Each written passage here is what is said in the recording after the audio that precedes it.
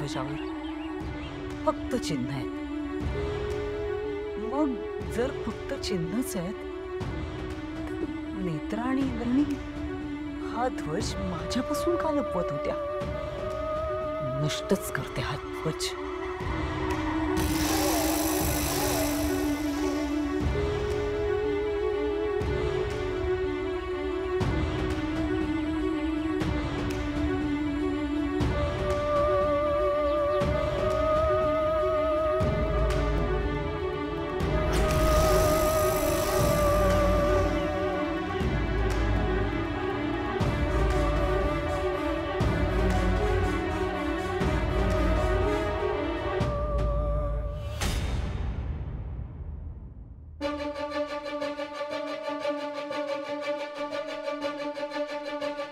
नेत्रा, जे घडले ते खूप भयानक आहे, कळतंय मला.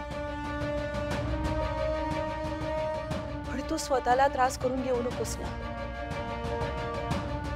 बाळाचा विचार कर. नेत्रा, काकुमा बरोबर बोलताय. तू प्लीज बेबीचा विचार कर. हा, स्ट्रेस नको घेऊस. आणि नेत्रा, देवी आईनेच आतापर्यंत साथ दिली आहे ना, यापुढे सुद्धा देवी आई साथ देईल.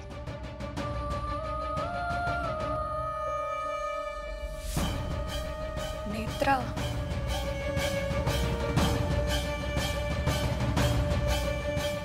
इंद्राणी ताई, तुम्ही तरी समजावा ना हिला. ऐका, परीक्षा घेते. तूच माझी चोरोटी भरी होतीस आणि तो ध्वज आमच्यापर्यंत पोहोचवलाय.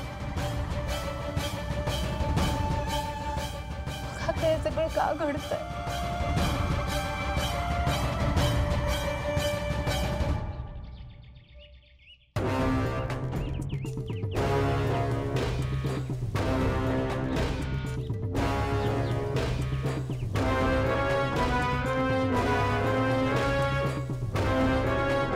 काहीतरी लिहिलंय याच्यावर.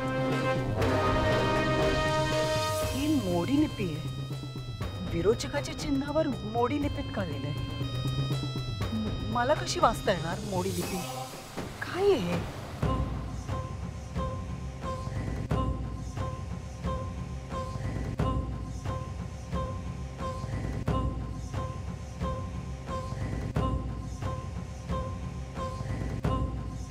सर्पलिपी. त्रिनयनेच्या चिन्हावर सर्पलिपी. ध्वज विरोचकाने घेतलाय. आपल्याला अजून त्या ध्वजाचं रहस्य सुद्धा कळलं नाहीये. आधी कट्यार जागृत नाही झाली, आता ध्वज विरोचक घेऊन गेला. हे सगळं का होतंय? आता आपलं काही चुकलंय का? देवी आईला नक्की काय हवंय ते कळतच नाहीये.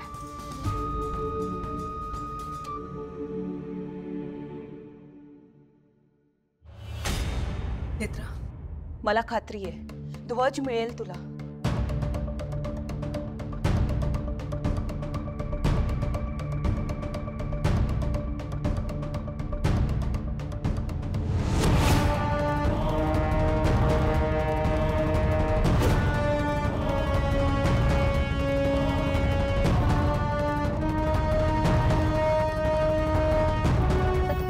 तुमचं बरोबर होतं. आपण ध्वज इथे ठेवायलाच नको होतं. आपण ध्वज खोलीत घेऊन जायला हवं होतं. हे बघा ना, विरोचकाने काय केलंय. विरोचक ध्वज घेऊन गेला. मित्र, असं व्हायला नको होतं.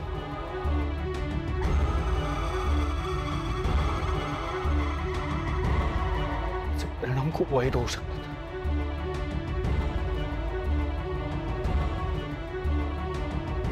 मित्र, त्या ध्वजाचं रहस्य आपल्या आधी विरोचकाला कळलं तर? त्रिनयन देवे नमः. सर्पदेवस्य विजया. विरोचक वधाने सुर असुर युद्धावर पडदा पडोनी भविष्य कलह उद्भवू नये म्हणून उभय पक्षात तह योजिला असेल. तह, दोन्ही पक्षात तह.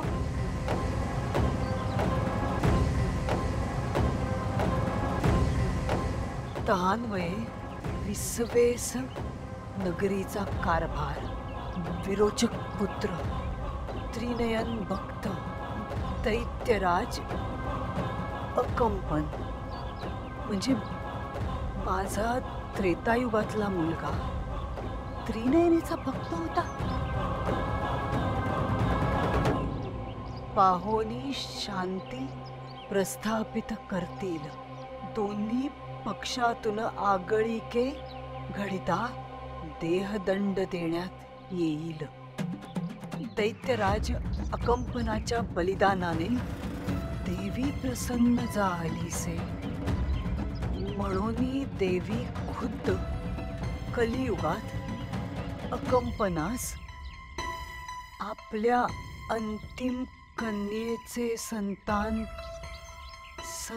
म्हणून जन्मास आणून तहाची पूर्तता करेल. तहाची पूर्तता.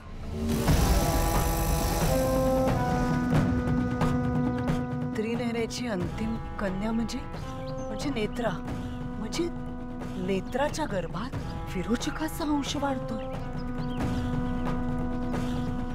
किंतु चंद्रमा तोची असला तरी शुक्ल पक्ष प्रबळ की कृष्ण पक्ष यावर पौर्णिमा अमावस ठरते तैसेची. या पुत्राचे गर्भधारणा अवस्थेत असताना होईल. गर्भधारण अवस्था प्राथमिक अवस्थेत असताना शिशु गतजन्मी विरोचकाचा पुत्र म्हणून असुरी शक्तींकडे ओढ घेईल की मातेप्रमाणे ईश्वरी गुणांकडे. हे तत्क्षणी कोण प्रबळ यावर निश्चित होईल. त्रिनयन देवी आशीर्वादः भवद्भिः.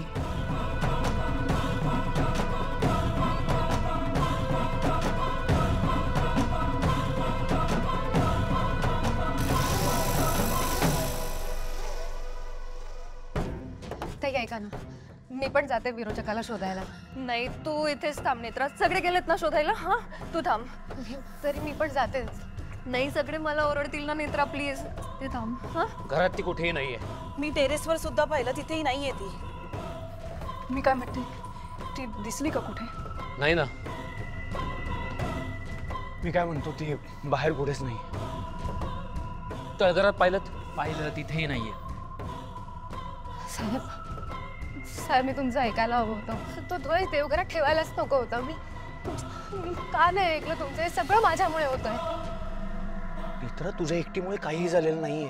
मी तेच बोलत होते, पण माझं ऐकतच नाही. नेत्रा, तू स्वतःला दोष देऊ नकोस. यामुळे तुला त्रास होईल आणि बाळावर ताण पडेल. मित्रा, तुझ्या एकटीमुळे काहीही झालेलं नाहीये. आपण सगळेच गाफील राहिलो म्हणून झालं ना असं.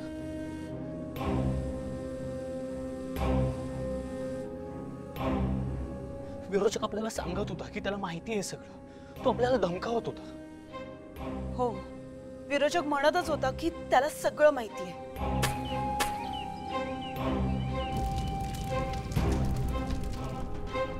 मला एक कळत नाहीये, विरोचकाला कळलं कसं पोटे ध्वज लपवलाय ते, आणि तेही देवघरात ठेवलाय. आणि मुळात विरोचकाला हे सगळं केलं कधी?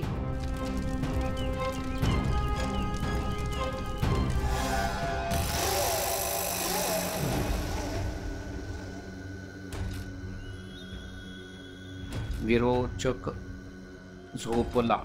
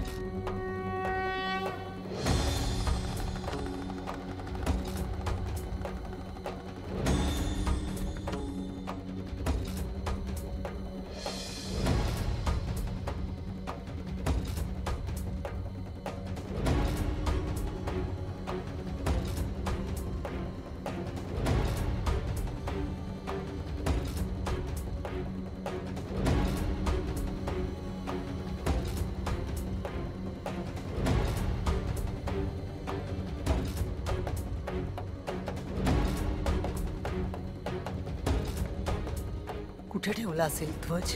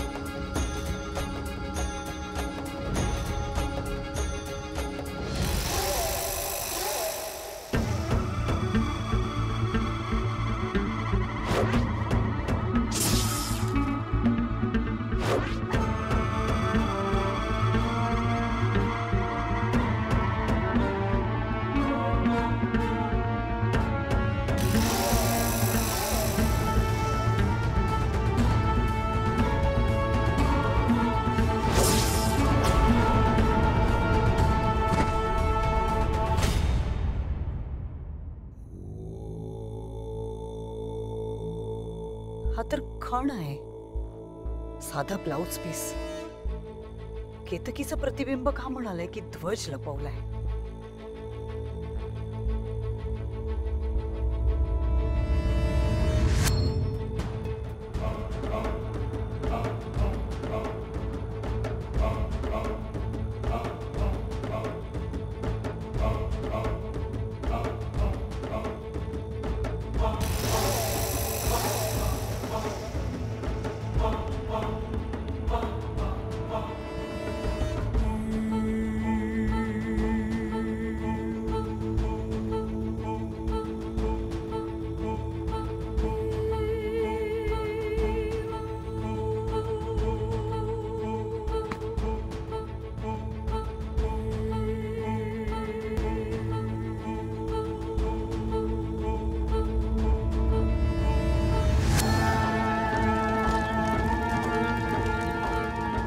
विरोचकाने त्याची प्रतिबिंब बनवण्याची शक्ती वापरली नसेल ना? कसं शक्य आहे? प्रतिबिंब ओळखता यावं म्हणून आपण किती सावध होतो. मग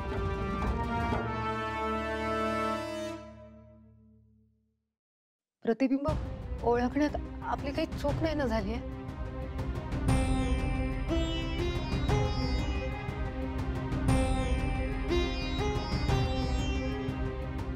पण आपण तर ठरवलं होतं तसंच करतो सगळं. मला तरी असं काही वाटत नाहीये. दुसऱ्या कोणाला असं काही डाऊट आहे का? नाही, मी तर आल्यापासून फार कोणाशी बोललोच नाहीये. आणि मलाही काही तसं जाणवलं नाही. हा, असं काहीच नाही झालं. ह्या सगळ्यात विरोचक त्याची ही शक्ती वापरेल असं मला वाटत नाही, कारण त्याला माहिती आहे की आपण प्रतिबिंब ओळखू शकतो.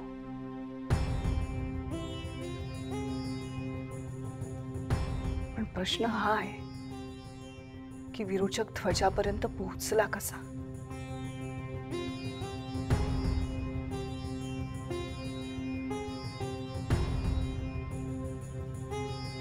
देवी आईने तो ध्वज आपल्यापर्यंत पोहोचवला होता.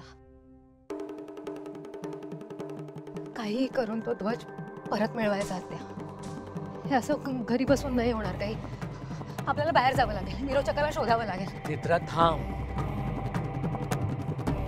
या अशा अवस्थेत तू जाऊ नकोस. घरीच थांब. तुझ्याजवळ अद्वैत, तन्मय, केतकी आणि फाल्गुनी थांबतील. मी, तेजस आणि इंद्राणी आम्ही जातो शोधायला विरोचकाला.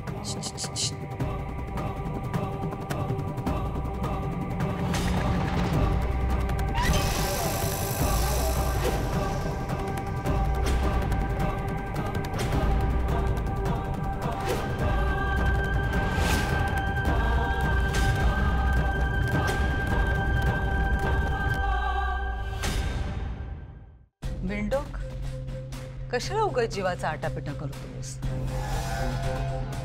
शोधतात त्यांना जे हरवतात. मी हरवत नाही, हरवते. माझ्या शत्रूंना हरवते आणि विषयच संपवून टाकते.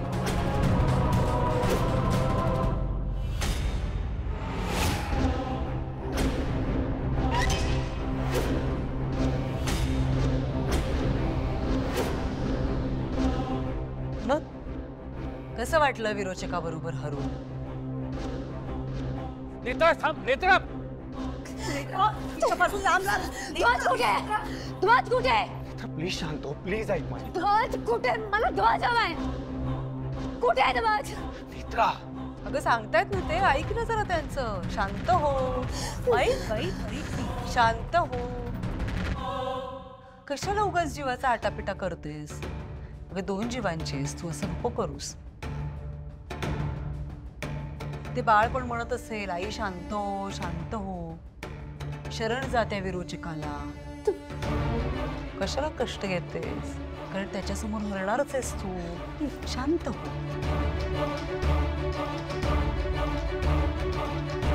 हो की रे बाळा? तिच्यापासून लांब राहायचं. तुला काय लांब राहायचं? बॉडीगार्ड्सचा खेळ सुरू झाला वाटतो.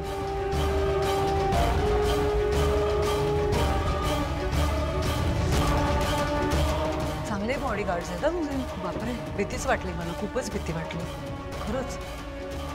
घाबरले. तुला काय हवंय? ध्वज हवाय ना?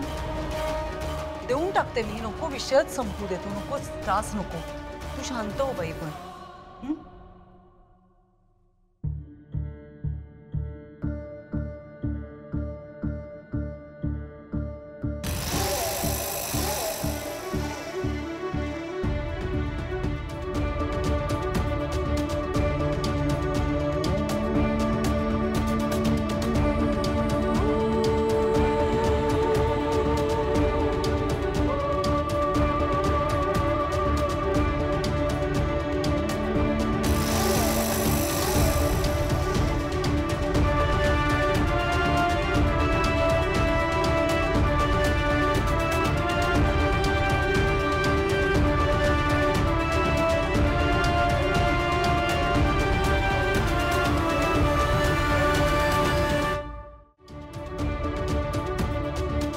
जेव्हा होता ना तुला, ध्वज दे ध्वज दे, दिलाय ना आता.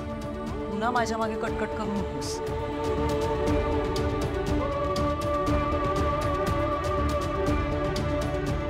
जाळून टाकलंय तुझं.